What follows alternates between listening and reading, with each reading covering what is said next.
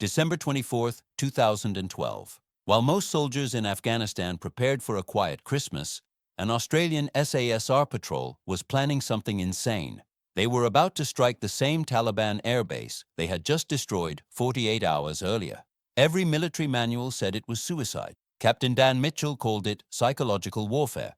This is the story of how audacity became Australia's deadliest weapon. The Uruzgan province of Afghanistan in late 2012 was a patchwork of violence and uneasy truces. Coalition forces had been fighting the Taliban for over a decade, and the war had settled into a grinding stalemate. The enemy controlled remote valleys, the coalition held major towns, and between them lay hundreds of square kilometers of contested desert and mountains where neither side could. For the Australian Special Air Service Regiment, operating in this environment meant long-range reconnaissance patrols, direct action raids, and the constant hunt for high-value targets. The SASR had been in Afghanistan since 2001, earning a reputation as one of the most effective special forces units in theater. They operated with minimal support, deep in hostile territory, often for weeks at a time. Captain Daniel Mitchell commanded a 12-man SASR patrol designated Romeo 23. At 34, he was young for a patrol command, but had earned his position through 3 previous deployments and a reputation for meticulous planning. Mitchell was the kind of officer who followed doctrine, trusted procedures, and believed that discipline and preparation won battles. His second-in-command, Sergeant Jake Thompson, was Mitchell's opposite in many ways. At 41, Thompson was one of the oldest-serving SASR operators, a veteran of East Timor, Iraq, and multiple Afghanistan rotations. He had seen enough combat to know that plans rarely survived contact with the enemy, and that improvisation often mattered more than preparation. The two men respected each other, but frequently clashed over tactics. The patrol also included Trooper Liam O'Connor, a demolition specialist whose technical expertise made him invaluable for sabotage operations. O'Connor could build bombs from almost anything, assess structural weaknesses with a glance, and calculate explosive yields. It was quiet, methodical, and utterly fearless when working with materials that could vaporize him in a mistake. Corporal Ethan Cross served as the patrol's primary sniper and reconnaissance specialist. With over 60 confirmed kills across multiple deployments, Cross was a legend in the regiment. But his real value wasn't his marksmanship. It was his ability to observe, assess, and report. Cross could watch an enemy position for days, noting every pattern, every weakness, every opportunity. These 4 men formed the core of Romeo 23, supported by 8 other highly trained operators who filled roles from communications to heavy weapons to combat medicine. They were part of a larger Australian task force operating across Uruzgan province, but when deployed on patrol, they were effectively autonomous, operating under mission command principles that gave Mitchell enormous tactical flexibility. In mid-December 2012, intelligence reports identified a significant Taliban logistics hub in a remote valley system approximately 80 kilometers northwest of the main Australian base. The site wasn't a traditional airbase in the conventional sense. It was a large flat area cleared for helicopter operations, surrounded by supply buildings, ammunition storage bunkers, and living quarters for Taliban fighters. What made this site strategically important was its role as a transit point for weapons and fighters moving between Pakistan and active combat zones in Afghanistan. Taliban helicopters, mostly older Soviet-era Mi-17s obtained through various black market channels, would land at this site to refuel and transfer cargo before continuing to other destinations. Destroying this hub would disrupt enemy logistics across the entire region. The Australian task force, Major General Sarah Brennan, authorized Romeo 23 to conduct a raid on the site. The mission parameters were straightforward: infiltrate undetected, destroy helicopters and ammunition stores, extract without casualty. It was exactly the kind of direct action mission the SASR excelled at. Mitchell spent 2 weeks planning the operation. He studied satellite imagery, analyzed intelligence reports, consulted with previous patrols that had operated in the area, and built a detailed mission plan that accounted for every contingency he could imagine. Thompson watched his commander's meticulous preparation with a mixture of admiration and concern. "Boss, you know the first shot fired is going to make half this plan irrelevant, right?" Thompson said one evening, as Mitchell reviewed contingency procedures for the 7th time. "Which is why we plan for contingencies. The better prepared we are, the more likely we adapt successfully when things go wrong. Or we could just blow things up and get out fast." Mitchell smiled despite himself. "That's your solution to everything. Hasn't failed me yet." The patrol deployed on December 20th, inserted by helicopter into a landing zone 30 kilometers from the target. They would move on foot from there, a slow, deliberate infiltration that would take 2 days. The SASR didn't rush. Speed was less important than remaining undetected. They moved through mountainous terrain, avoiding known trails and villages, navigating by GPS and detailed terrain analysis. Each man carried over 40 kilograms of equipment: weapons, ammunition, explosives, water, rations, communications gear. It was punishing work, but every member of Romeo 23 was in peak physical condition. This was what they trained for. By the evening of December 21st, the patrol had established an observation post overlooking the Taliban logistics site. Cross and another operator took the first watch, settling into positions among rocks that provided excellent concealment and clear sight lines to the target. What they saw confirmed the intelligence. The site consisted of a central landing area large enough for multiple helicopters, surrounded by several buildings and 3 partially buried ammunition bunkers. Perimeter security was minimal, just a few guard posts and irregular foot patrol. The Taliban clearly felt secure in this remote location, protected by distance and terrain from coalition interference. Cross counted approximately 40 enemy fighters visible at any given time, though the actual number was likely higher. 2 Mi-17 helicopters sat on the landing area, along with several trucks and technical vehicles mounted with heavy weapons. Fuel drums were stacked near the landing zone, and the ammunition bunkers appeared well stocked based on the traffic in and out. Mitchell and Thompson joined Cross at the observation after dark. The 3 officers studied the target through night vision, noting details and discussing approach routes. "Guards are sloppy," Thompson. "They're not expecting anyone out." "Can't blame them," Mitchell replied. "We're 80 kilometers from the nearest friendly position, surrounded by hostile terrain. They probably think they're untouchable. Until tomorrow night." The attack was scheduled for December 22nd, timing chosen to coincide with a period of reduced moon illumination that would aid their approach. Mitchell briefed the entire patrol on the plan. They would split into 3 elements. Cross and 2 operators would provide overwatch with sniper rifles, covering the withdrawal and engaging any targets that threatened the assault team. Mitchell would lead 1 assault element targeting the helicopters and fuel supplies. Thompson would lead the 2nd element targeting the ammunition bunkers. O'Connor distributed explosives, a combination of military-grade plastic explosive and incendiary charges designed to ensure complete destruction. Each helicopter would receive multiple charges. The ammunition bunkers would be rigged with timed explosives set to detonate after the patrol had cleared the area. The goal was maximum damage with minimal exposure time. At 2200 hours on December 22nd, Romeo 23 moved out from their observation post. They descended from the high ground, using a circuitous route that kept them concealed from guard position. The approach took over an hour, moving slowly through rocky terrain in complete darkness. The perimeter security was even worse up close than it had appeared from a distance. The Taliban had posted guards, but the sentries were clearly bored and inattentive. Several were smoking, ruining their night vision. Others huddled around small fires for warmth against the cold desert night. None were scanning their sectors properly. Mitchell's element reached the helicopters first. The aircraft sat unguarded, apparently considered too valuable or too obvious to require dedicated security. O'Connor moved between them with practiced efficiency, placing shaped charges on engine blocks and fuel tanks. Each charge had a 30-minute timer, giving the patrol ample time to complete their mission and withdraw.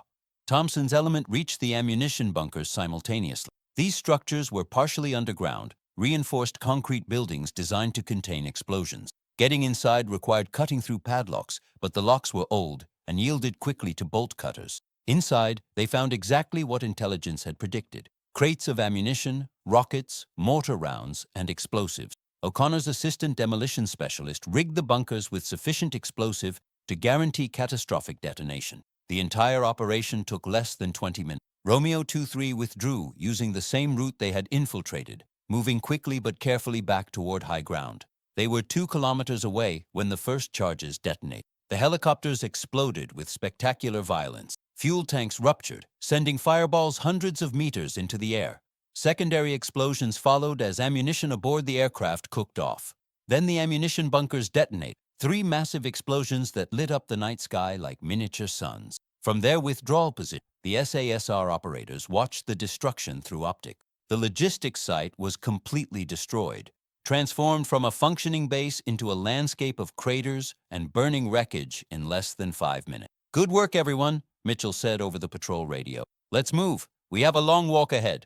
The patrol extracted to a prearranged pickup zone where helicopters collected them on December 23rd. They were back at the main Australian base by dawn, exhausted but satisfied. The mission had been a complete success. 0 friendly casualties, total destruction of the target, and clean extraction. By every metric, it was a textbook special operations raid. Mitchell submitted his after-action report to Major General Brennan, documenting the operation in detail. He expected a commendation, perhaps a brief celebration, and then assignment to a new mission. What he didn't expect was what Lieutenant Marcus Hayes, the task force intelligence officer, told him that afternoon. "Captain, you need to see this," Hayes said, pulling up satellite imagery on a computer screen. The images were time-stamped December 23rd, approximately 18 hours after the raid. Mitchell looked at the screen and felt his stomach. The Taliban logistics site, which had been a smoking ruin when Romeo 2-3, was already showing signs of recovery. Crews were clearing wreckage, new vehicles had arrived, and most significantly, another helicopter had. "They're rebuilding," Mitchell said, stating the obvious. "Faster than we anticipated," Hayes confirmed. "Intelligence indicates they're prioritizing this site because it's so critical to their logistics network. We hurt them, but they're not out of action." Mitchell studied the images, his tactical mind already working through implications. The Taliban would certainly improve security after being hit. They would post more guards, increase patrols, possibly even bring in air defense weapons. Hitting the site again would be significantly more dangerous. But there was another consideration. The enemy would expect coalition forces to move on to other targets. Standard military doctrine after a successful raid was to exploit success elsewhere, keeping the enemy off balance by striking where they didn't anticipate. The last thing the Taliban would expect was an immediate return to the same target. An idea began forming in Mitchell's mind, audacious and possibly insane. It was so contrary to his usual methodical approach that he almost dismissed it immediately. But the more he thought about it, the more sense it made. Not from a conventional tactical standpoint, but from a psychological warfare perspective. The British SAS, the regiment that the Australian SASR was modeled after and drew inspiration from, had done exactly this in World War II. They had attacked the same Axis airfields twice in rapid succession, exploiting the enemy's assumption that lightning wouldn't strike twice. It had worked spectacularly then. Could it work now? Mitchell found Thompson in the team room, cleaning his weapons. "Jake, I need your honest opinion on something crazy." Thompson looked up, interested. His commander rarely asked for opinions, and he never prefaced them by calling his own ideas crazy. "I'm listening. What if we hit the same site again? Tomorrow night. Christmas Eve." Thompson set down the weapon he was cleaning and gave Mitchell his full attention. "You're serious?" "Completely. Think about it. They'll be rebuilding, focused on recovery. They'll improve security, but they'll be looking outward, expecting us to hit somewhere else. They won't expect us to come back to the same target, especially not this quickly. It's risky as hell, boss. I know. But risk and audacity aren't the same thing. We know the terrain now. We know their layout. We can use different approach routes, different tactics, and the psychological impact of hitting them again in the exact same place would be devastating." Thompson considered this, his experienced tactical mind working through the proposal. "The brass will never approve. They might, if we make the case properly. This isn't just about destroying one more helicopter or one more ammunition dump. It's about breaking their sense of security, proving they're not safe anywhere." "And you think General Brennan will buy that argument?" "I think she'll understand the strategic value. We have a window here, maybe 24 to 48 hours, where we can exploit their assumptions against them." Thompson nodded slowly. "All right, I'm in. But we need better intelligence on their current security. Can't walk into an ambush." Mitchell called Hayes and requested updated surveillance of the target site. The intelligence officer, intrigued by the possibility of a second raid, prioritized collection. By evening on December 23rd, they had fresh imagery and signals intelligence indicating the Taliban had indeed increased guard numbers, but were focusing their security improvements on approaches from the south and east, the directions coalition forces would logically use to reach the site from their main base. Armed with this intelligence, Mitchell and Thompson developed a plan for a second raid. They would approach from the northwest, a longer and more difficult route, but one that would likely be less heavily guarded. They would strike fast, focusing on speed over stealth, and withdraw immediately. The goal wasn't a methodical demolition like the first raid. It was a violent, shocking blow that would shatter enemy morale. Mitchell requested a meeting with Major General Brennan to present the plan. The general was a career officer who had commanded everything from platoons to brigades, a veteran of multiple deployments who understood both conventional and special operations warfare. She listened to Mitchell's proposal with an expression that revealed nothing. When he finished, Brennan leaned back in her chair. "Captain, what you're proposing violates every principle of tactical employment we teach. You hit a target, you move on. You don't give the enemy a second chance to kill you." "With respect, ma'am, that's exactly why it will work. They're expecting us to follow doctrine. If we do the unexpected, we gain advantage. Or you walk into a trap. Intelligence doesn't support that assessment. They're reinforcing, but they're focused on approaches we're not using. And the psychological impact, ma'am, that's worth consideration. We're not just fighting for territory, we're fighting for credibility, for the sense that we can strike anywhere, anytime. Hitting them twice, in the same location, in the span of 48 hours, that sends a message." Brennan studied the intelligence reports Mitchell had brought.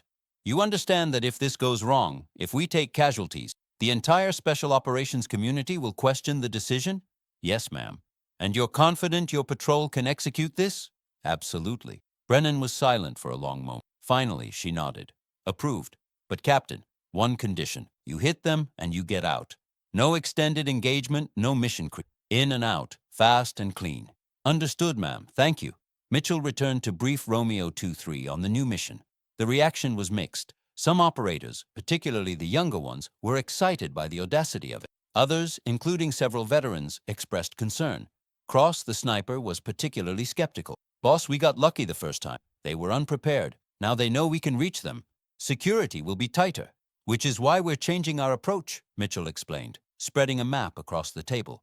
"We're coming from the northwest, through terrain they'll consider too difficult for infiltration. We're moving faster, hitting harder, and extracting immediately. We're not trying to replicate the first raid. We're doing something different." O'Connor raised a practical concern. "Sir, we expended most of our demolitions on the first raid.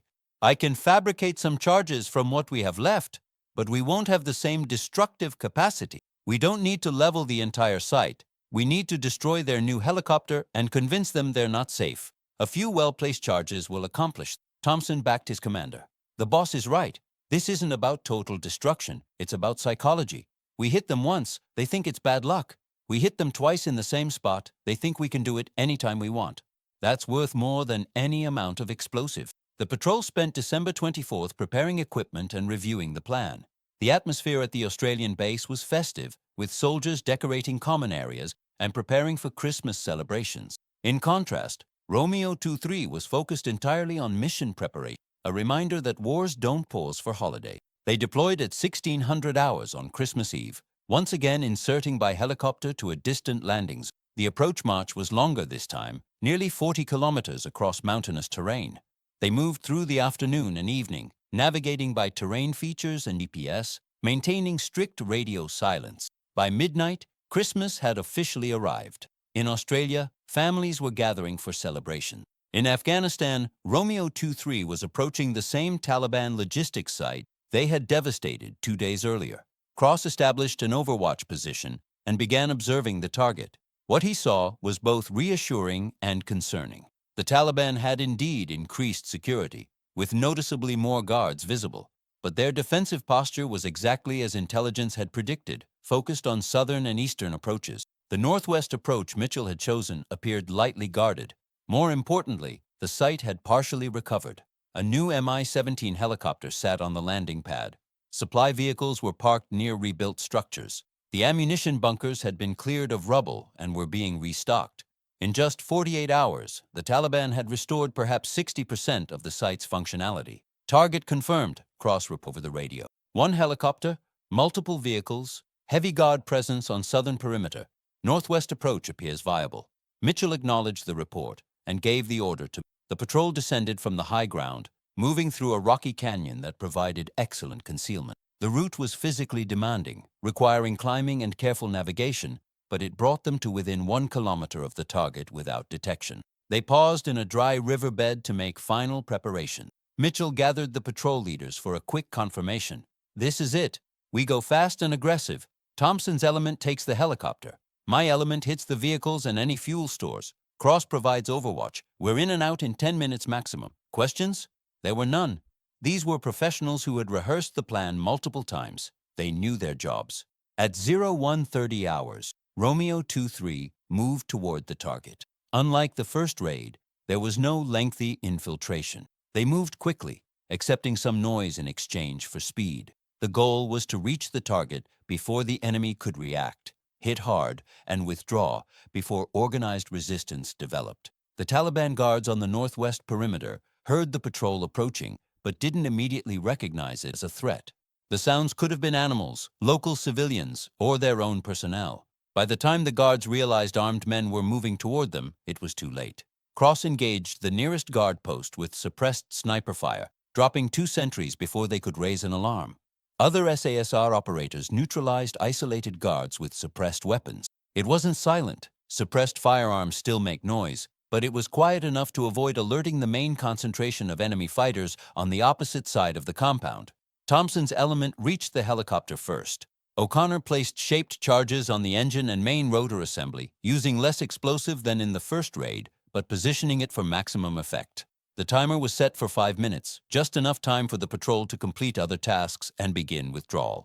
Mitchell's element targeted a row of fuel drums and several trucks parked near a supply building. They used incendiary grenades rather than demolition charges, prioritizing speed over destructive power. The grenades ignited fuel and vehicle upholstery, creating rapidly spreading fires. The entire assault lasted 7 minutes. By the time Taliban fighters on the opposite side of the compound realized they were under attack, Romeo 23 was already withdrawing. But combat never goes exactly according to plan. As the patrol moved back toward the riverbed, they encountered a Taliban patrol that had been outside the perimeter during the attack. A brief, violent firefight erupted at close range. Ben Clark, the patrol medic, took a round through his left arm. He remained mobile but needed immediate treatment. Cross, providing overwatch from high ground, engaged the Taliban patrol with precision fire, dropping 3 fighters and forcing the others to take cover.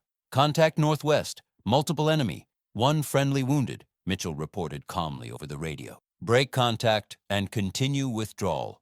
The patrol executed a textbook break contact drill, with half the patrol moving while the other half provided covering fire, then reversing roles. The Taliban fighters attempted pursuit, but were discouraged by accurate SASR marksmanship and the difficulty of pursuing through rocky terrain in darkness. Behind them, O'Connor's charges detonated. The helicopter exploded, and fuel drums ignited in a secondary blast. The Taliban logistics site, which had been well on its way to recovery, was once again a scene of destruction and chaos. Romeo 23 reached their extraction point 90 minutes later. Clark's wound, while painful, wasn't life-threatening. The patrol medic had treated himself during movement, applying pressure bandages and continuing to operate. Mitchell called for immediate extraction, and helicopters arrived within 30 minutes. As they flew back toward the main base, Mitchell looked at his exhausted, adrenaline-drained operator. They had executed one of the most audacious missions he had ever participated in, attacking the same target twice within 48 hours. They had taken a casualty, but everyone was coming home alive. Thompson caught his commander's eye and grinned. "Still think planning beats improvisation, boss?" Mitchell smiled despite his exhaustion. "I think audacity beats predictability." Back at the Australian base as Christmas Day dawned, Romeo 23 submitted their after-action reports and finally allowed themselves to rest. Clark received proper medical treatment and would make a full recovery. The patrol had accomplished their mission, proving that unconventional thinking could achieve results conventional tactics couldn't. The intelligence reports that came in over the following days revealed the operation's true impact. The Taliban logistics site was abandoned. Enemy communications intercepts showed confusion and paranoia among enemy commanders. They couldn't understand how coalition forces had struck the same target twice, so quickly and so effectively. Some Taliban leaders began questioning whether they had informants in their ranks providing intelligence. Others demanded massive increases in security at all logistics sites, diverting resources from combat operations. Major General Brennan called Mitchell to her office 3 days after the operation. She looked at the intelligence summaries spread across her desk and shook her head with something approaching admiration. "Captain, when you proposed this operation, I thought you might be insane. Now I'm thinking you might be a genius." "Just lucky, ma'am. Don't be modest. You understood something important, that warfare is as much psychological as physical. The actual damage you inflicted in the second raid was less than the first. 1 helicopter versus 2, fewer ammunition stores destroyed, but the psychological impact was exponentially greater. The British SAS taught us that, ma'am. David Sterling in North Africa? Sometimes the audacious move is the right move. Well, you've certainly earned your place in that tradition. This operation will be studied, Captain. It's going to influence how we think about special operations targeting. The story of Romeo 23's Christmas spread through the special operation. Other SAS patrols began thinking more creatively about target selection. The principle that enemies could be exploited through their assumptions became a standard part of mission planning. For the Taliban in Uruzgan province, the raids created lasting paranoia. Logistics sites that had operated openly became heavily fortified and cautious. Resources that should have supported combat operations were diverted to rear areas. The psychological impact of two rapid strikes on the same location created uncertainty that lingered long after the physical damage had been repaired. Commander Rashid Khalil, the Taliban officer responsible for logistics in the region, never recovered his reputation after the. He had assured his superiors that the first attack was a fluke, that coalition forces wouldn't dare return. When they did return, destroying his rebuilt facility, Khalil was removed from command and disappeared from Taliban leadership circles. The human cost of the operation was significant beyond Clark's wound. The Taliban fighters killed during the raids had families. Some of the destroyed equipment and supplies would have supported not just military operations, but also the governance structures the Taliban maintained in areas they controlled. War creates suffering on all sides, a reality that haunted some of the SASR operators involved. But from a purely military perspective, the operation achieved extraordinary results. 2 raids, totaling less than 90 minutes of actual combat, destroyed multiple helicopters, hundreds of thousands of dollars in equipment and supplies, and created psychological effects that persisted for months. It was exactly the kind of asymmetric warfare special forces exist to conduct.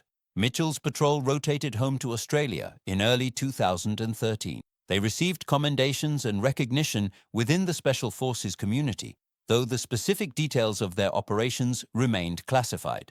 Mitchell himself was promoted and went on to command larger elements, eventually rising to senior leadership in the regiment. Thompson retired from active service a year later, completing a remarkable career that had spanned 2 decades and multiple conflicts. He became an instructor, teaching younger operators the lessons he had learned, including the value of audacious thinking. O'Connor continued to serve, his expertise in demolitions making him invaluable for complex targeting operations. Cross added to his already impressive record, becoming one of the most decorated snipers in Australian military history. The Christmas raids became part of SASR culture, a story told to new recruits about the importance of psychological warfare and unconventional thinking. They joined other legendary operations in the regiment's history, from Vietnam patrols to counter-terrorism actions, as examples of what small teams of exceptional soldiers could achieve. The broader lessons extended beyond the SAS. Coalition special forces operating in Afghanistan began reassessing their approach to repeat targeting.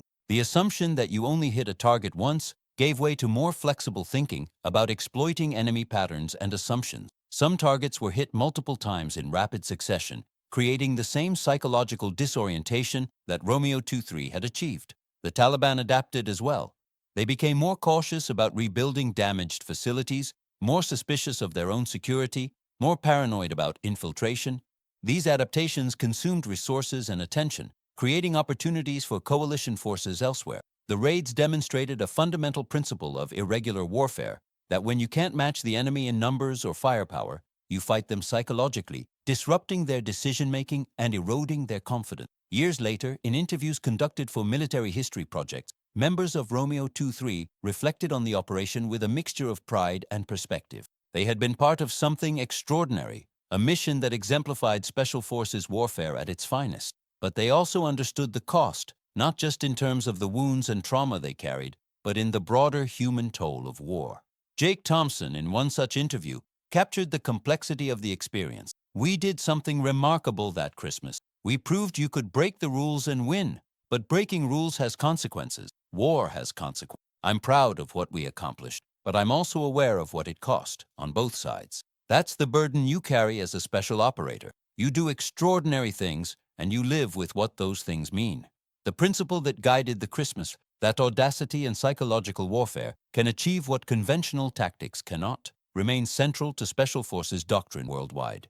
Modern operators study historical precedents like the British SAS raids in North Africa and contemporary operations like Romeo 23's Christmas strikes as examples of the art of unconventional warfare. the Australian SASR continues to operate with the same ethos that guided Mitchell and his patrol, combining meticulous professionalism with willingness to embrace audacious plans when the situation demands it. They remain one of the world's premier special forces, carrying forward traditions inherited from their British predecessors and augmented by their own operational experience. The story of attacking the same target twice remains relevant because it illustrates something fundamental about conflict. Victory often goes not to the strongest or the most numerous, but to those who think differently, who see opportunities where others see only risks, who have the courage to attempt what conventional wisdom says is impossible. On Christmas Eve 2012, in a remote valley in Afghanistan, 12 Australian soldiers demonstrated these principles. They took a concept from World War II, applied it to a contemporary conflict,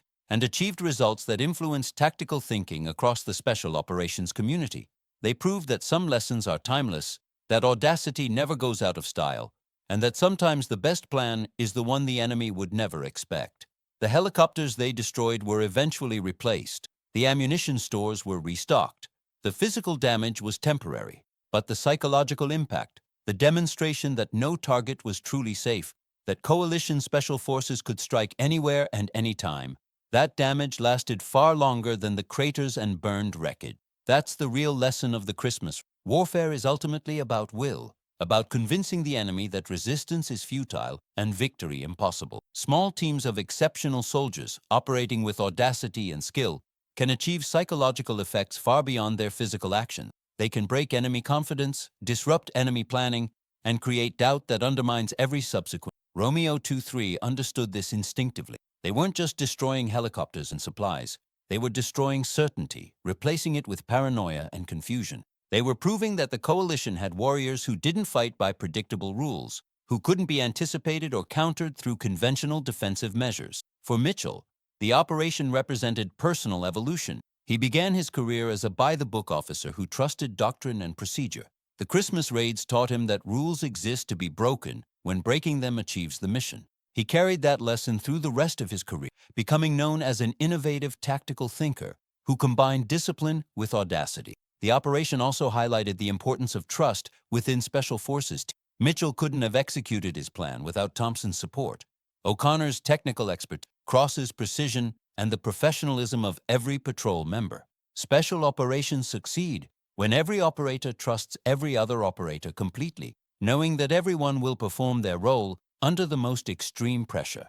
This trust is built through rigorous selection, intense training, and shared operational. The SASR selection course is one of the world's most demanding, designed to identify individuals who combine physical capability with mental resilience and operational judgment. Those who pass selection enter a culture that values excellence, innovation, and mutual trust above all else. The Christmas raids exemplified these values. Every operator performed flawlessly under pressure. When Clark was wounded, he treated himself and continued operating. When the patrol encountered unexpected enemy contact, they executed textbook break contact drills without hesitation. When Mitchell made the audacious call to attack twice, the patrol trusted his judgment and executed his plan. This combination of individual excellence and team cohesion is what makes Special Forces units effective beyond their numbers. 12 SASR operators achieved effects that would have required hundreds of conventional soldiers, and they did it with minimal casualty and perfect. The Taliban learned painful lessons from the Christmas. They learned that distance doesn't guarantee security, that rear areas can become front lines without warning, and that coalition special forces were capable of actions that defied military logic. These lessons made them more cautious, more defensive, and less effective. For coalition commanders, the raids provided proof that special operations could achieve strategic effects. The destruction of logistics infrastructure disrupted enemy operations across an entire province. The psychological impact created hesitation and paranoia that affected Taliban decision-making for months. It was exactly the kind of asymmetric advantage that special forces exist to provide. The timing during Christmas added symbolic weight to the operation. While celebrating peace and goodwill, the SASR was conducting violent raids on enemy positions. It was a reminder that wars don't pause for holidays, that soldiers serve regardless of personal sacrifice, and that operational tempo can be a weapon in itself. The legacy of Romeo 2-3's Christmas raids extends beyond the specific operation. It influenced how the SASR thought about mission planning, how coalition forces approach target development, and how special operators worldwide conceptualize psychological warfare. The principle that enemies can be exploited through their assumptions became standard doctrine. Today, when SAS operators plan missions, they ask themselves what the enemy expects and how they can do something unexpected. They study historical precedents, from Sterling's desert raids to Romeo 23's Christmas strikes, looking for principles that apply to contemporary operations. They understand that the best tactics are often those that seem crazy until they work. The Christmas raids remind us that warfare is ultimately a human endeavor, fought by thinking beings who can be surprised, deceived, and psychologically defeated.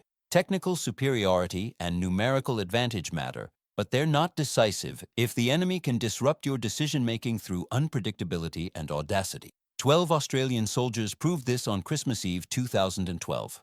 They attacked the same target twice, defied conventional wisdom, and achieved extraordinary results. They demonstrated that special forces warfare is as much art as science, requiring not just technical skill, but also creativity, courage, and willingness to take calculated. Their story joins a long tradition of special operations missions that succeeded through audacity. From British SS raids in North Africa to American Special Forces operations in Vietnam to modern counterterrorism actions worldwide, the pattern repeats with small teams of exceptional soldiers achieving disproportionate effects through unconventional. The question of why the Australian SAS attacked the same airbase twice has a simple answer but profound implications. They did it because no one expected it. They did it because audacity creates psychological effects conventional tactics can't achieve. They did it because breaking rules, when done intelligently, wins battles. That lesson, born in the deserts of North Africa during World War II and proven again in the mountains of Afghanistan on Christmas Eve 2012,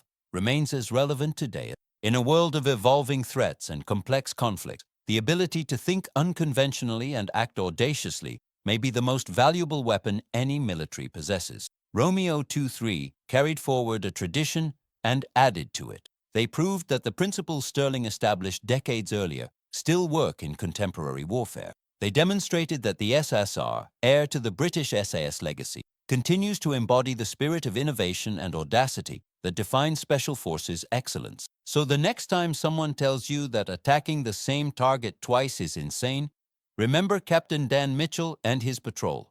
Remember that sometimes insanity and genius look identical until the results come in. Remember that the best warriors fight not just with weapons, but with minds, exploiting enemy assumptions and breaking psychological barriers. That's the real story of the Christmas raids, a story about thinking differently, acting boldly, and proving that in warfare, as in life, the greatest victories often go to those brave enough to attempt what everyone else says is impossible. If you enjoyed this story of Australian Special Forces audacity and tactical brilliance, please subscribe to our channel for more military operations and strategic analysis. Give this video a like if the Christmas raids inspired you, and leave a comment telling us which Special Forces operation you'd like us to cover next. Thanks for watching.